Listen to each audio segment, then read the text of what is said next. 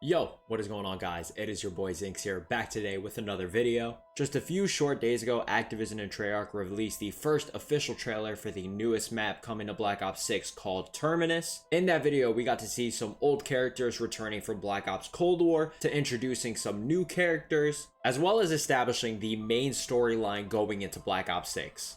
In all honesty, I thought that was going to be the only reveal that we were going to get regarding Black Ops 6 Zombies leading up to the launch, but holy shit was I mistaken. Because early this morning, Treyarch Studios decided to release 17 minutes of raw, unedited Zombies gameplay of Black Ops 6. Now, instead of making another reaction video to the raw gameplay like I did for the trailer, I decided it would be much easier for not only myself, but for you as the viewer, to break down all the information that we gathered from this full raw gameplay. So in this video, we are going to be breaking down everything you need to know regarding Black Ops 6 Zombies.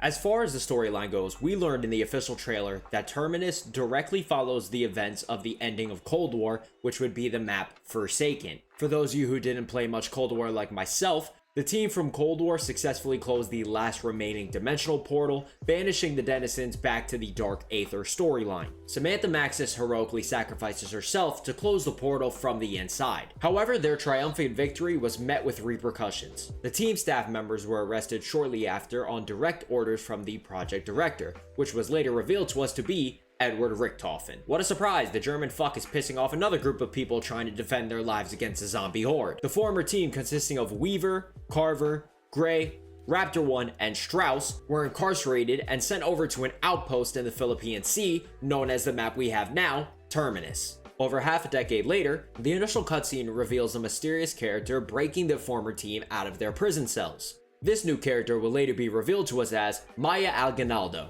Shortly thereafter, we figure out that the new character, Maya, had staged a coup with Dr. Peck in order to free all these former employees, with only one goal in mind: getting revenge, along with the side mission of helping free Maya's brother, which we have no idea who that is, and we honestly don't care as of right now. So the stage is set. The crew must battle their way off the island, defeating all the zombie hordes in an attempt to get back to Richtofen in order to achieve their revenge by offing him. They probably should have just hired Dempsey. Treyarch wanted to make it very clear that Black Ops 6 Zombies is going to be building off the Cold War engine. However, they did also mention that they have taken a lot of inspiration from Black Ops 3 Zombies. And for those of you who don't know, Black Ops 3 Zombies is like the greatest zombies game of all time, so getting inspiration from there is probably a pretty good idea. With that being said, there are going to be a lot of key components returning from Cold War, except with a little Black Ops 3 twist into it. For example, the loadout system will be returning from Cold War, which will allow the player to start the game with any gun of their choosing. That, along with the item rarity system, which will determine how good a gun is when you're picking it up off the floor or off of a wall. Blue is rare, purple is epic, and the gold is obviously legendary. However, Treyarch has added a little bit of spice to this loadout system, using inspiration from the Black Ops 3 weapon kits, which allowed the player to add on attachments onto their weapons before the game started, will now be a key feature when picking your loadout, which in all honesty does kind of kill natural game progression. But to be honest, if I'm going to waste hours on end ranking up all these guns, I would want the best version of them too. In addition, the armor system makes a return in Black Ops 6 Zombies, but it's going to be a little different from Cold War. You remember how in Cold War, when you wanted to plate up in Zombies, you had to go over to the crafting table, buy the plates, then you had to manually apply the plates? It was just all one big mess. Well, now in Black Ops 6, it's actually managed a little bit better. Not only can you buy plates or vests off of the wall, you will also have to manually apply them to your armor, kind of like Warzone a bit. Some may say this hinders the player. I consider it sort of a skill gap. Can you make your way out of a horde that's chasing you while plating up and putting more armor on? And the main key feature, which is returning from Black Ops 3 Zombies, which I know a lot of you have already heard about, are gobblegums. In classic Activision fashion, we're just going to change the name of something and hope that nobody realizes that it's pretty much the same thing we've had before. Instead of having Dr. Monty's factory, we now have Mr. Peaks. Gobblegums are pretty much going to work the same way they did back in Black Ops 3. You're allowed to pick 5 before the game starts, and those are the 5 you have for the rest of the game. However, the new twist is that instead of only being able to hold one gobblegum or use one gobblegum at a time, and having to respin if you want a different gobblegum, Black Ops 6 would allow you to carry 3 gobblegums at one time. Another change to the gobblegum system is instead of having a lot of different gobblegums be multiple different colors and the colors indicating what type of gobblegums there are now only going to be 3 different types of gobblegums. And those are going to be activation-based gobblegums, duration-based gobblegums, and conditional gobblegums. For example, the activation-based gobblegums are going to be the gobblegums that activate as soon as you put them in your mouth. Gobblegums like Phoenix Up are going to be based on the conditions happening in the game. For example, if your team goes down, you can choose to activate it and your teammate will pop right back up. Whereas other gobblegums like Shopping Spree are more duration-based. They only last about 30 seconds to a minute, and in that minute you can decide however you want to use it. I feel like this is going to be much more easier to understand. I remember back in Black Ops 3 there were gobblegums that were rainbow, some gold, some purple, some blue, green.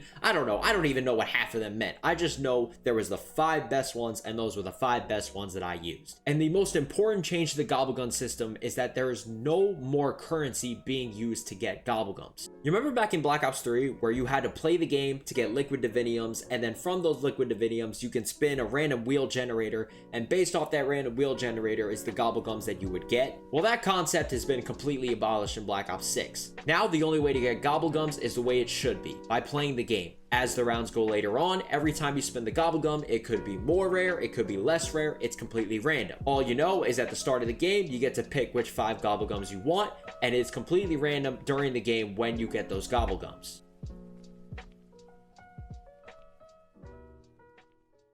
While we're on the concept of returning features, we might as well talk about the biggest feature of Call of Duty Zombies, which is the Easter eggs. In Black Ops 6, it has been confirmed that every map will have a main quest Easter egg, as well as a bunch of different side quests that the player can complete if they choose to. However, the key twist to Black Ops 6 is that there will be 2 modes to complete the main Easter egg. The first mode will be considered the standard mode. The standard mode basically means how Zombies is meant to be played. You're on your own, you discover the Easter egg on your own with no help whatsoever. Good luck. The standard mode will be the only mode that is released on the launch of the map. A few weeks after, Treyarch will introduce the second mode, which is the guided mode. This mode is more of the noob-friendly mode. For those of you who had trouble completing Easter eggs in the past because you didn't know what steps to follow, or for those of you who are too lazy to watch the tutorials and figure it out for yourself, Treyarch has now introduced this guided mode, which will not only hint you, but guide you in the right direction to complete these Easter eggs. So that raises the question,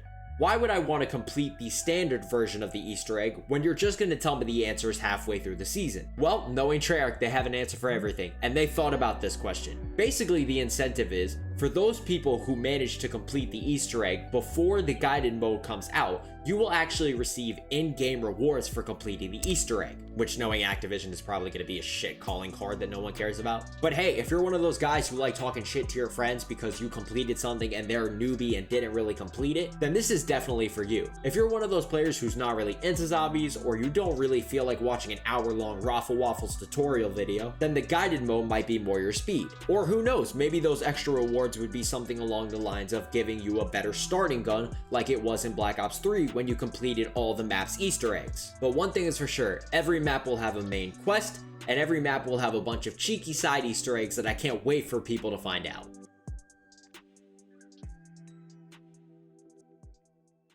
Next up, we're moving along to the enemy types. Most of you are probably wondering what big bad zombie boss is probably going to be introduced in Black Ops 6. And I hate to break it to you, there are none. From the gameplay, we can see a return of the Manglers from Black Ops 3's Garad Krovi, as well as a few spider bosses here and there, which I mean, we've had in Zetsubo, they're not really a problem. But there is one new smaller enemy that might actually be a problem. This new enemy type are called vermins. Basically, when you kill a larger zombie, a more thin zombie will actually crawl out of that zombie's body. If that zombie is not killed in a timely fashion, then that zombie will actually develop into a much stronger zombie, much like a boss zombie. From watching the gameplay, they seem pretty easy to take care of, but it is something that you are going to have to keep your eye on when battling a large horde of zombies. Even though we aren't getting a brand new boss zombie, there actually is a new feature coming to Black Ops 6 that will allow the player to play as the Mangler.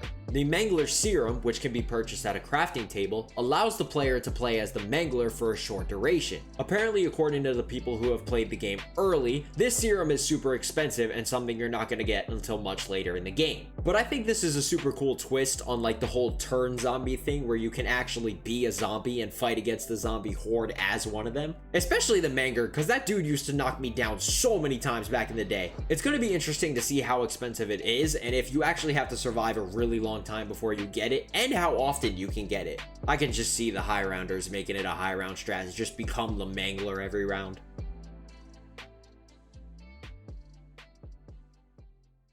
Moving on, we are going to be looking at the brand new wonder weapon coming to Black Ops 6 Zombies, known as the Beam Smasher. This new wonder weapon will have not just one, but 3 new abilities that the player can use to fight off the zombie horde. The first ability will allow the player to stun zombies, almost like EMPing them back in Black Ops 2. The zombies will be stunned for a short period of time, which will allow the player to use its other abilities.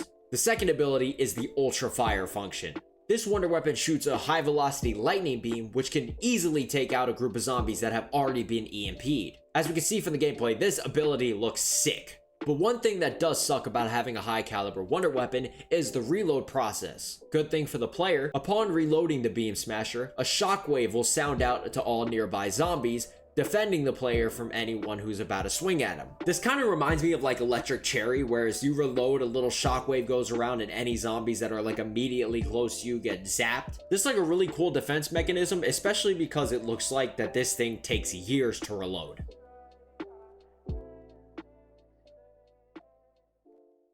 For the first time since Black Ops 3, we are going to see the addition of a brand new perk coming to Black Ops 6. And no, I'm not counting Black Ops 4 because that perk system fucking sucked. On top of the perks that we've already had since Black Ops 3 and seen in Cold War, those perks being Juggernog, Quick Revive, Speed Cola, Stamina Up, PhD Flopper, Deadshot Daiquiri, and Elemental Pop, Black Ops 6 will introduce the new perk known as Melee Macchiato. Shocker, it's 2024 and we have a perk machine named after fucking coffee. I don't know, maybe Treyarch's trying to reach a new player base. Basically, this new perk is pretty self-explanatory. It's kinda like Galvin Knuckles. The only issue I see with this perk is how useful would it be during high rounds? Like once you hit level 30, this perk has got to be completely useless, right? Like you can't melee up to round 30, that's just cheating. Other than that, it's nice to see that we have our initial perks back and nothing has been changed for the sake of change.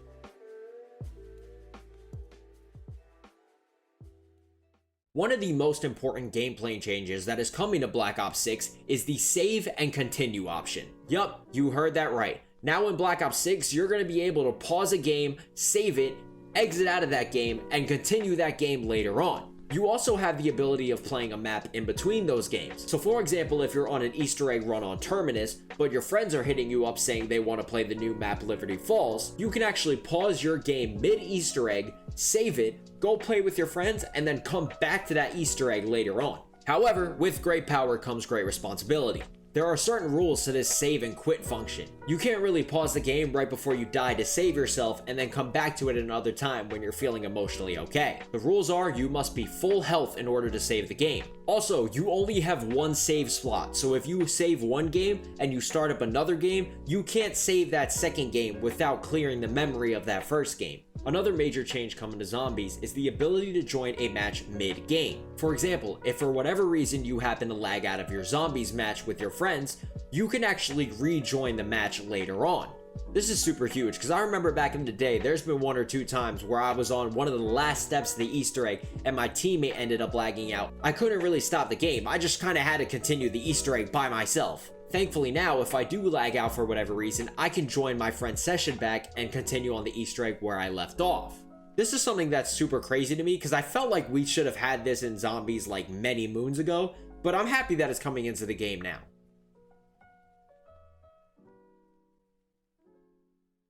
Now, I know all the multiplayer leaks have already revealed that Black Ops 6 is going back to the classic prestige system, but believe it or not, Black Ops 6 Zombies is actually incorporating that system as well. In Black Ops 6, you can kiss seasonal ranks goodbye. Instead, there's going to be a cross-progression system between multiplayer and Zombies, which in a sense I guess is kind of unfortunate. I would have rather have Zombies have its own progression compared to multiplayer, just so you can see who's really good at Zombies and who's not so good at Zombies. And also the alternative, if I'm going to join a game and some kid is max level because he's been grinding zombies all day, he could be awful at multiplayer, you never know. But at least now there will be some sort of rank that indicates how good a player is, instead of capping me at whatever level just because the developers are lazy.